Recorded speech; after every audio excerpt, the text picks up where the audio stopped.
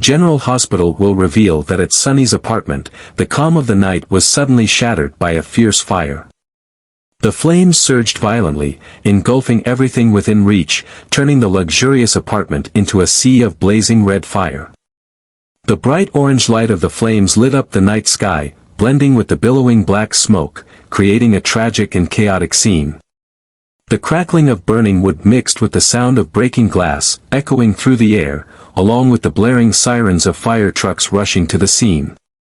People in the area gathered, panicked, staring at the horrifying sight, unable to believe their eyes.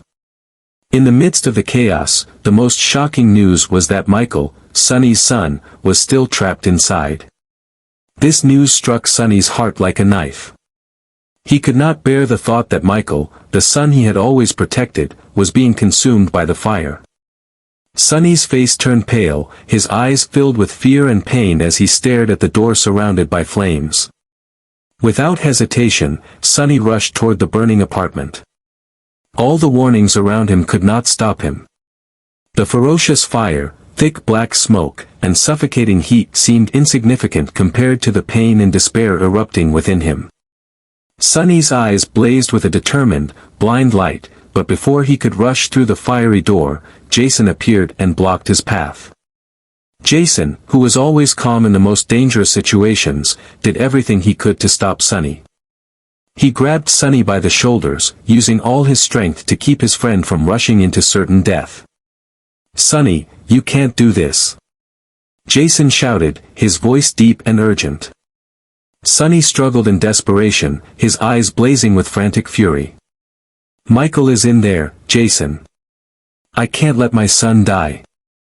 Sonny yelled, tears flowing, mixing with the sweat running down his face. Jason, knowing that he could not let Sonny act recklessly, tightened his grip, forcing him to face the harsh reality. "I'll go in," Jason said, his voice low and firm. "You can't save Michael if you're dead in there."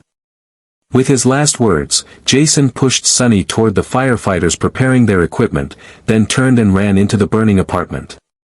In the moment Jason disappeared behind the door, Sonny collapsed to the ground, his hand clutching his chest. He felt each painful heartbeat, his breath quick and uneven, his eyes still fixed on the door where Michael was struggling against death. Jason didn't hesitate for even a second, he plunged into the sea of flames like a soldier heading to the battlefield. The suffocating heat and the intense smoke immediately enveloped his body, but Jason didn't let them deter him. He stepped through the flames dancing on the floor, his eyes fixed on the hallway ahead, where Michael might be lying somewhere amidst the rubble. The crackling of wood overhead signaled the danger of collapse, making every second even more precious. Jason shouted Michael's name, his voice echoing in the dense smoke, but there was no answer. He fumbled through the thick smoke, his hands groping in the darkness, dimly lit by the flickering flames. Every second felt like a lifetime, and Jason struggled to stay calm, his heart pounding not only from the effort but from growing fear. Suddenly, a loud explosion rang out from above, causing the entire structure of the apartment to shake. Jason looked up, his eyes wide as he saw part of the ceiling crack and collapse just a few steps away. Debris fell, blocking the path he was trying to take. The heat grew unbearable, the air thin, and Jason realized his time was running out. Still, he refused to give up. Jason tried to move around the debris, hoping to find another way to reach Michael. But the fire was too strong, and most of the apartment had become a deadly maze. Every step forward seemed futile as smoke and fire increasingly dominated. Jason realized that he had no choice but to turn back, carrying the burden of helplessness. As Jason emerged from the apartment, his body drenched in sweat, dust covering his face, his usual bright blue eyes became cloudy and heavy. People around, including firefighters and Sonny, watched him, hoping for any sign of life.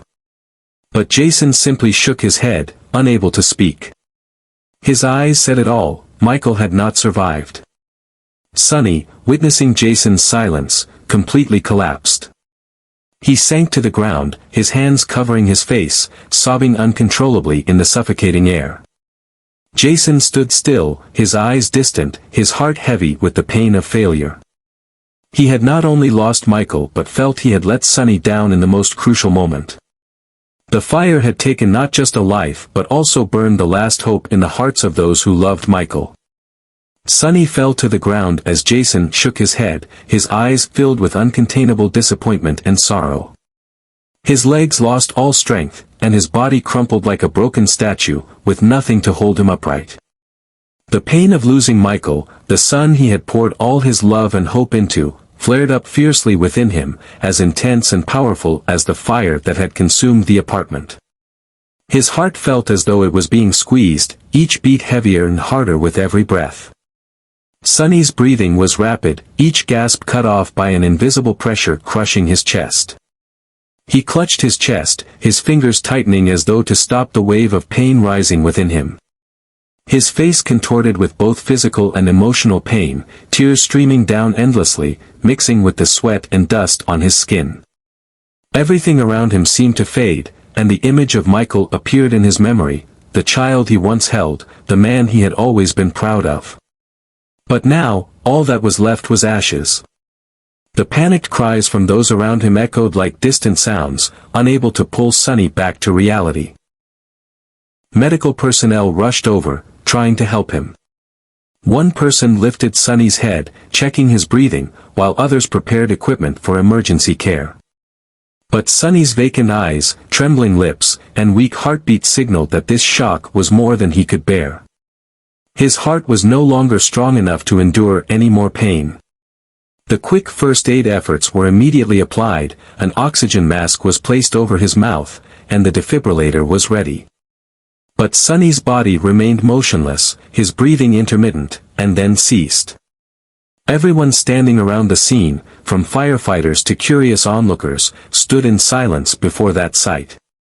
The pain had not only taken Sonny's son but now seemed to have taken him too, the soul of the Corinthos family.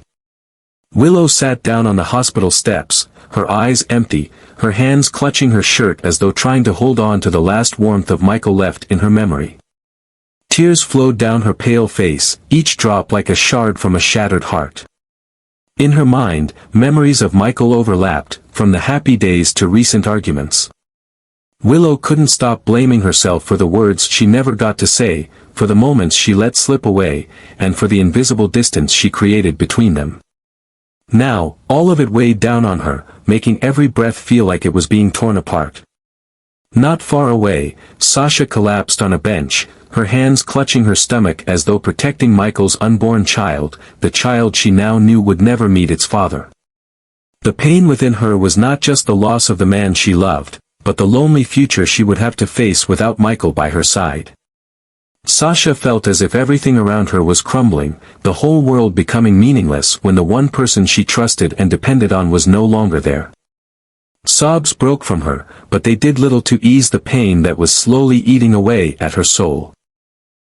Meanwhile, Jason stood silently in the shadows nearby, his gaze sharp as a knife, yet deep within, the pain still burned. However, Jason would not allow himself to dwell in the pain for long. He was the protector of the Corinthos family, and his mission now was to turn that pain into strength. In his mind, a vow was made, he would find those responsible for this tragedy and demand justice with blood. Initial information Jason gathered pointed to Sidwell and Cyrus as the culprits behind the fire. They didn't just want to eliminate Michael, their target was the entire next generation of the Corinthos family. Their ruthless plan targeted not only Michael but also Christina, Dante, and even the unborn child in Sasha's womb. This was a fight not just for Michael, but for the future of the entire Corinthos family. Jason clenched his fist, his eyes blazing with determination. He knew this fight would not be easy, but nothing could stop him. The rage within Jason was not a blind fury, it was a powerful force driving him to protect what was left and seek justice for Michael. In the quiet of the night, Jason silently vowed that those who caused this pain would pay dearly.